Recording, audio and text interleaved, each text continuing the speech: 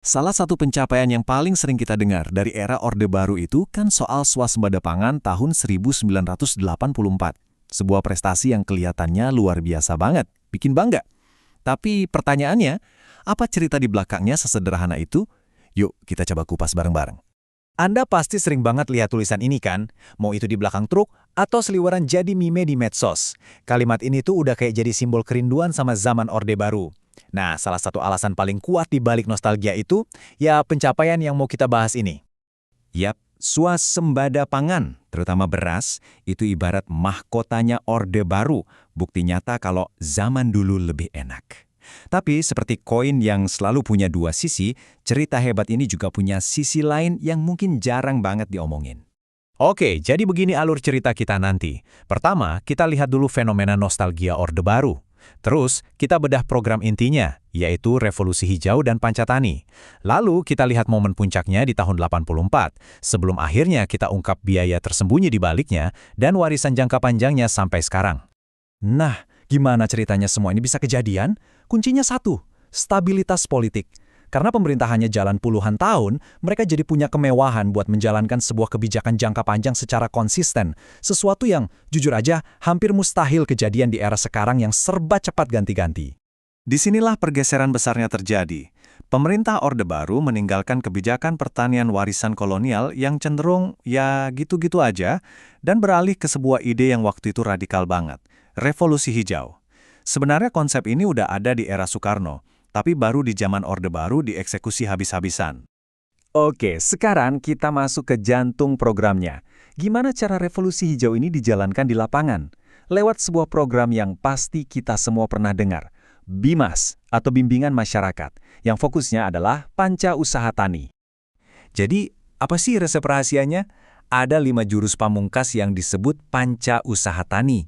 Pertama, ganti semua bibit lokal pakai bibit unggul. Kedua, suntik tanah pakai pupuk kimia secara masif. Ketiga, semprot semua hama pakai pestisida. Keempat, perbaiki sistem irigasi. Dan kelima, ubah total cara tanam tradisional. Ini tuh semacam paket modernisasi pertanian yang dipaksakan secara serentak. Nah, disinilah kita mulai melihat biaya pertamanya. Ini bukan sekedar anjuran, tapi instruksi yang wajib diikuti. Petani jadi kehilangan otonominya. Pengetahuan mereka soal tanah dan musim yang udah turun-turun tiba-tiba nggak ada artinya, harus nurut sama perintah dari Jakarta.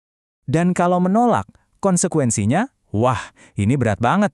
Dengan gaya pemerintah yang anti kritik waktu itu, petani yang berani nolak bisa langsung dicap simpatisan PKI. Kita semua tahu kan, di masa itu, kalau udah kena cap begitu, hidup bisa hancur. Jadi, ya mau nggak mau, harus patuh. Meskipun metodenya sangat top-down dan ya memaksa, kita juga nggak bisa pungkirin hasilnya. Program ini ternyata benar-benar berhasil, bahkan sampai bikin dunia kagum. Coba kita lihat datanya. Jauh sebelum tahun 84, tanda-tandanya itu udah kelihatan. Lihat aja data dari tahun 1974 ini. Produksi beras dan palawija naik lumayan. Tapi yang paling gila, lihat angka kapas. Naiknya 126%.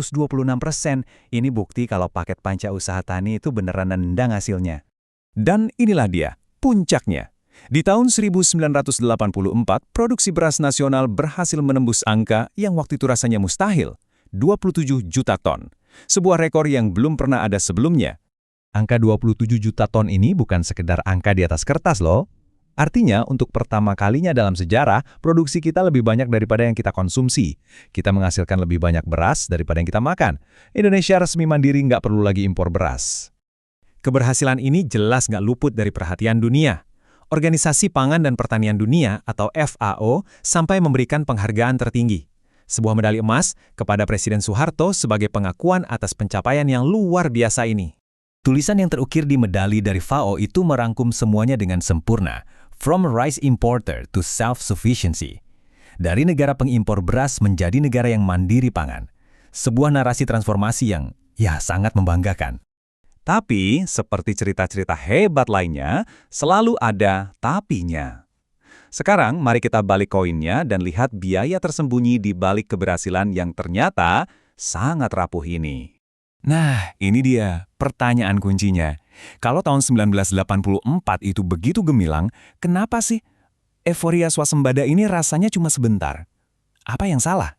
Jawabannya ada di timeline yang jujur aja agak menyedihkan ini. pesta swasembada itu ternyata cuma berlangsung 4 tahun. Cuma 4 tahun. Di tahun 1988, status mandiri itu hilang. Dan Indonesia terpaksa buka lagi keran impor beras. Kenapa bisa begitu? Ironisnya, penyebabnya adalah jurus pamungkas yang dipakai sebelumnya, jadi senjata makan tuan. Pertama, tanah yang terus-menerus diguyur pupuk kimia jadi kecanduan, jenuh, dan akhirnya kesuburannya anjlok. Kedua, pestisida kimia itu nggak membunuh semua hama, tapi malah menciptakan seleksi alam. Hama yang selamat jadi lebih kuat, berevolusi jadi super hama yang kebal sama racun. Dan masalahnya bukan cuma produksi yang turun sesaat. Kebijakan ini meninggalkan warisan jangka panjang yang dampaknya masih dirasakan petani kita sampai detik ini. Seberapa dalam lukanya? Coba lihat ini. Puluhan tahun setelahnya, generasi baru petani sampai menuntut pertanggungjawaban dari para arsitek program ini dulu. Kenapa?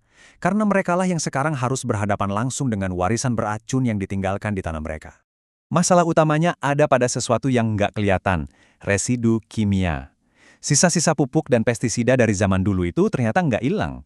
Mereka mengendap di tanah, meracuni air, dan pelan-pelan tapi pasti membunuh kesuburan lahan itu sendiri. Ini bukan cuma teori loh. Sebuah studi di Kota Batu tahun 2007 membuktikan ini secara nyata.